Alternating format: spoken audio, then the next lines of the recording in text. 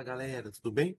Então agora nós vamos trabalhar um exercício da República Velha, especificamente, né, da República Oligárquica ou do café com leite, como nós chamamos, que trata de um assunto político muito importante, central do entendimento das relações de poder durante esse período, que é o coronelismo. Então vamos lá. Bom, antes de tudo, né, o coronelismo é um fenômeno político marcado pela chamada dominação local. É um fenômeno, né, de poder regional que surge no contexto da chamada monarquia ou império, ali principalmente durante a regência. O período regencial foi o momento que nós tivemos uma reforma jurídica constitucional, conhecido como ato adicional. O ato adicional criou as assembleias provinciais e deu uma descentralizada no poder político da época.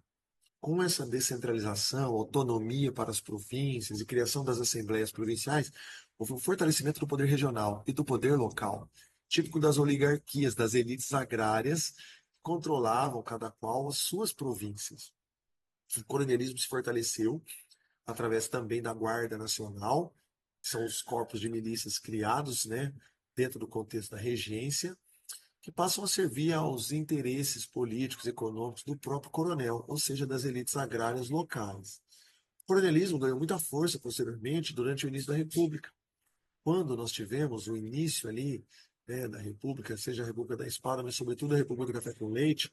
A Constituição do período de 1891, ela trouxe uma característica nova. A República passou, por influência do modelo liberal norte-americano, a incluir o aspecto federativo, federalismo, como um instrumento jurídico que dá autonomia aos estados.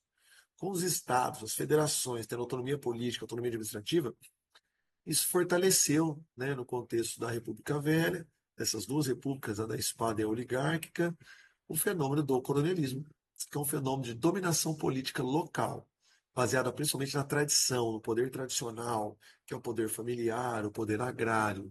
Esse tipo de dominação local, regional, foi muito importante na costura ali das alianças políticas da República Velha, representado principalmente, né, pelo chamado café com leite. O coronel, portanto, é um título ao qual aspira todos os grandes proprietários rurais que utilizam disso para seu privilégio pessoal, para seus interesses particulares. Característica típica de uma sociedade agrária, analfabeta, rural, como o próprio exercício vai nos mostrar. Então vamos ao exercício do Enem. Tá? Ó, completamente analfabeto, ou quase, sem assistência médica, não lendo jornais, nem revistas, nas quais se limita a ver figuras. O trabalhador rural, a não ser em casos esporádicos, tem o patrão na conta de benfeitor.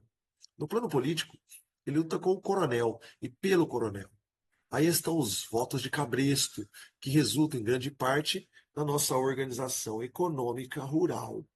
Quer dizer que o coronelismo sustenta sob uma forma de dominação política, sob uma forma também de relação com o próprio camponês, com a própria população que depende dele. Numa sociedade pobre, de relações de dependência, de relações de proximidade, em que o próprio indivíduo obedece à pessoa e não à lei, porque depende dessas figuras do poder, como os coronéis, o coronelismo acaba se tornando uma forma de perpetuação do poder dessas mesmas elites. Tá? Então, o coronelismo, como fenômeno político da Primeira República, ou da República Velha, como chamamos, tinha como uma das suas principais características o controle do voto, que limitava, portanto, o exercício da cidadania.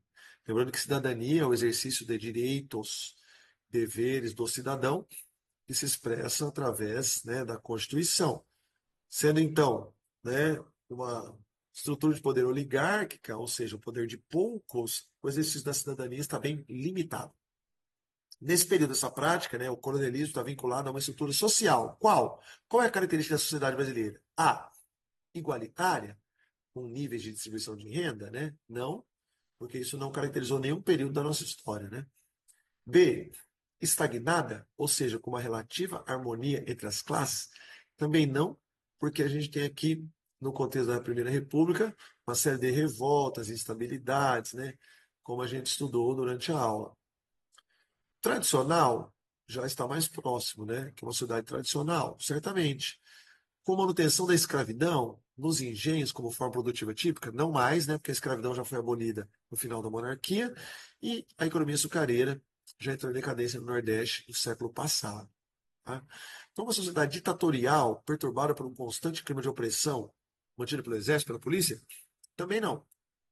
A gente tem sim alguns momentos autoritários durante a República Oligárquica, né? Governos como, principalmente, né, o Hermes da Fonseca em 1910, ou mesmo governos como Arthur Bernardes ou Washington Luiz na década de 20, por conta da opressão, as greves e perseguições à oposição, mas não é uma característica ditatorial, já que, embora seja uma democracia bem limitada, uma cidadania bem limitada, não é exatamente uma ditadura. Tá? E é uma sociedade, então, agrária, marcada pela concentração de terra e pelo poder político local e regional. Correto, então? Alternativa aí. Valeu, galera.